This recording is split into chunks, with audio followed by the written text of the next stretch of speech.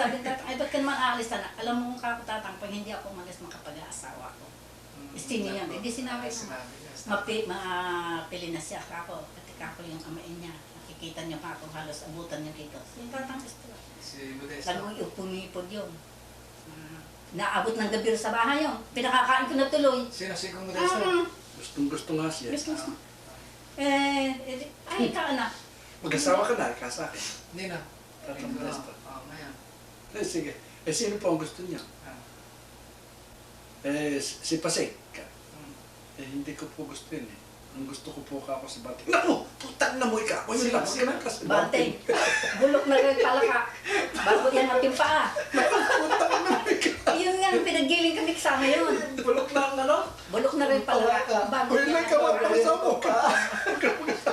Sabi nung tatang ko, kung talagang... Talagang tinesting ko. Tinesting niyo lang. Sige. Ayaw po pa nyo ka kay Banteng. Kay Maring na, naku! Ikaw lalun! Ayaw naman, gusto naman ni Maring yung mga empilyado. Ayaw sa gusto ka. Ay, ikaw ni tatang, ay, Pero kitang aalis. Sabi. Si Maring. Tsaka marunong. Ayaw sa magsasaka.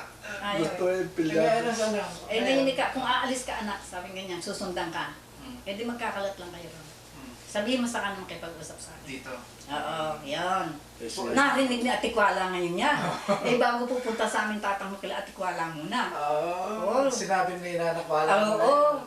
Ganun din ka, pinag-usapan ng mag-ama. Sabi kong ganyan ni tatang tatang din kasi yung tawag nila. Papuntahin ka na kung ganyan. Mayroong mag-usap kung talagang tutuhanan ka. Ako, oras mismo naman. Sinabi ko, gabi umuulan pa.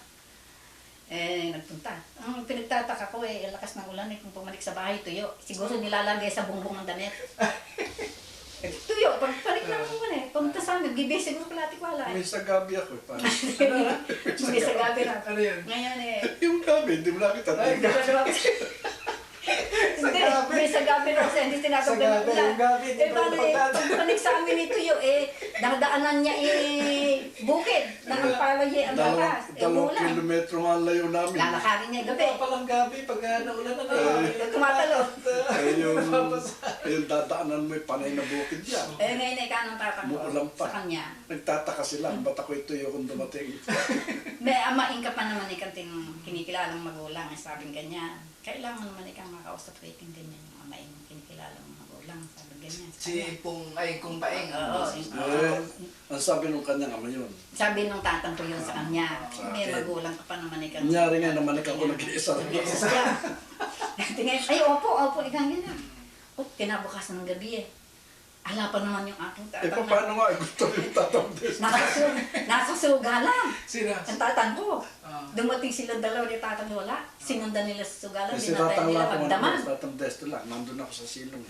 Magdamag silang magdamag nilang halos binantayan ng tatang ko na umuwi sila mag-umaga na mga alas 4. Hinintay, matapos Hinantay ng minto ng sugal. Sinwerte naman yung aking ama nanalo ng may 100. Naku, kung natalo nun malamang Hindi, ang gabi. mabait. Mabait yung tatang. Nung ka, Pwede inayos nung na yung kasal. Oo, nag-usap na sila. Ay, inayos na ang kasal. Ang kasal sana namin bago magpasko nagkasakit yung aking tatang. Ang ginawa ko nung Naku, hirap naman dun. Ay, talagang hirap niya. Dinala namin sa Palusapis Pinasal lang namin. Dinuyan lang siya, dinala sa mga kapatid. Sa Palusapis? Oo. Bakit sa Palusapis? May kapatid ng tatang ko doon. May kapatid. Hindi sa doktor din nila. May doktor niya. Mas malayo yung kwan. Yung Sa Palusapis. malayo yung sa Morris sa doktor, doon malapit. Baryo nga yung kanila pero madaling tumawag ng doktor. Kanan doon si Nana Tating. Yung kapatid pala, yung nanatatay, yung asawa pare. Hindi yun. Iba yun. Bao yun. Iba naman yun. Si Nana Tating, Yung asawa na kapatid ni... Kapatid data ni Tatang yun. Oo. Kapatid na nakakanton niya rin. Oo. Magkapatid yun. Teka, sandali Hindi natuloy ang kasal namin ng Disyembre. Dahil nagkasakit nga si Nagkasakit. Oo. Sabi ko sa tatang ko, tatang ka ako kaya lang ata kayo nagkasakit, ako'y mag-aasawa Hindi ako subok, sabi ko. Pwede akong umulong, sabi ko. Hindi naman ako nakikipagsarahan. Ikaw ng tatang ko, anak, ay ako ang subok. Sabi kanya. Kahit mahirap ang tao, kanya. Hindi tayo dapat kumalas doon kanya. Ako'y kaasubo. Kung hindi kasubo ako. Ay siya nga nakatango. E di ay napus ko ng kasal. Nung magaling na, nga ginawa nila ng 8 ng Enero. Kaya naging 8 ng Enero ang kasal namin. Sino nagkasal sa inyo? Paglipan. Father. Hindi ko na natatandaan ko Paglipay. Paglipay yun. Sila. Kasi ala yung Romano nun.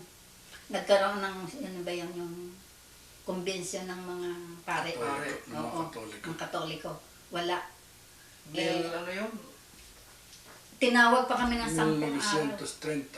30. Enero. 8. Enero 8. Tinawag pa kami 10 araw. Oo, pero paglipay kasi parang katoliko Hindi, di ba? maski talagang sa Romano kami kakasal. Ah. Pero talagang may tawag nun. Itinawag 10 kayo araw. sa katoliko na. Sa munisipyo Sa muna. munisipyo muna. Kapastil doon. Pinapaskil ba? Oo. Kapastil doon. Munisipyo ng San Jose. Oo. Ganun pala noon ano. Kung nga kami ang solicitude kung tawagin niya. Mm. Papastil ka na ng 10 araw. Pagkaraan ng 10 araw nung kapalang Sa ikakasal. kasal. Kaya nung makita lang ni Kuya Pedro kasi hindi ko naman sinasabi sa kanila. Sabi raw kay Kaka, Ina, nakasal na pala si Pasinga. Saan? Ayun, nakapastil sa munisipyo. Mm. Sa 8 na Enero. Abogado yun. Sino? Si Kuya Pedro. Kapatid ng tiyo Biasyo mo. Si Kuya Pedro, Oh. saka si Deacon Bensyong, isang abogado at isang doktor. Ito ang anak ni Antonia. Oo. Ni Kaka. Oo, yan. Kaka. Ng Antonia. info mo. Antonia. Ngayon, Vivencio at saka yung Pedro. Abogado naman ito.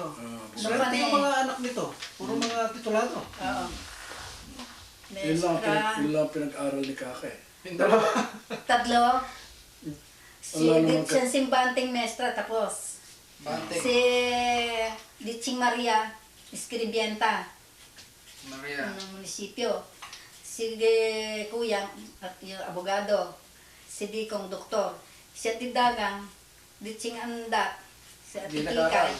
Nag-aral ng hanggang 4 na grado lang. Ah, Para sa din ng tatang ko, hanggang 4 na grado lang nag-aral. Ay, nabanay ka pa. Oo, nagturo yun eh. itong Tatang mo. Mm-mm. Nagturo! 4 na grado lang noon, nagtuturo. Eh, teka nga pala, di nung kinasal kayo, saan kayo tumira? Doon sa bahay na ginawa niya. Sa kanyang bahay Ano na. bahay? Bata. Bahay ko. Eh, di, sino kasama niya ron? Nana Maria mo. Si Nana Maria. Mm. Sino pa? Ala, Nana Rosa. Si Rosa na- sa Sumakap na. Hindi, nasa poblasyon. Nasa Nana bayan Seta, sila. may asawa na rin. Mm-mm. Oo. So si Nana Maria lang ang Kasama kasama. namin sa bahay. Teka nga pala, sino nga yung Nana Maria?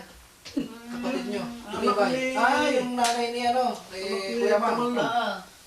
Oo. Kung hindi tinawag ng Dekong mong Kuya Tamanlong, akala ko matanda pa si Dekong. si Dekong mo sa kanya. Tanda pa kay Henry yun eh. Tanda pa kay Kuya yun eh. Kabarkada pala nasira yun Oo, ni eh. Kuya. Eh di, nung kinasal kayo, doon sa bahay na yun, sa Balana, Mm. sino pinanganak doon? Eh, ating Ating mo. mo lang. Kasi ating lang. Oo. Ang pinanganak doon. Oo, isang taon lang kami ron. At Kailan ba pinanganak si ating pala? Nasa, na ano pa siya ng ilang Disyembre, araw? 9. Disyembre, 9 na, 30 30 pa rin.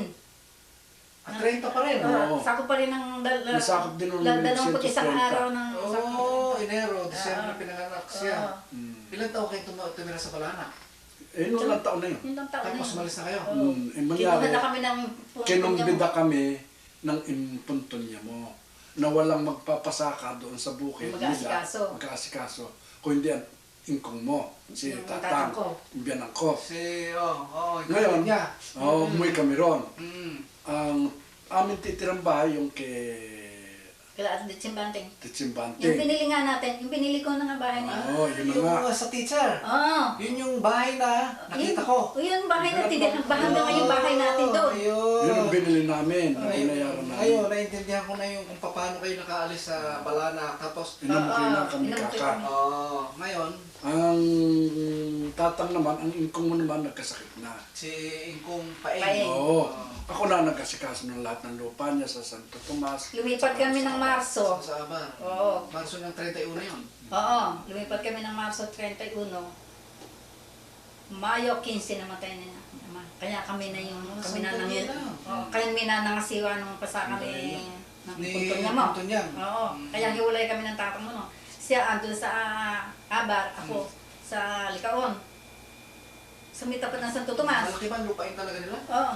25 hectares yung sa ano. Sa Santo Eh Tomas. di, yung palang lupain ni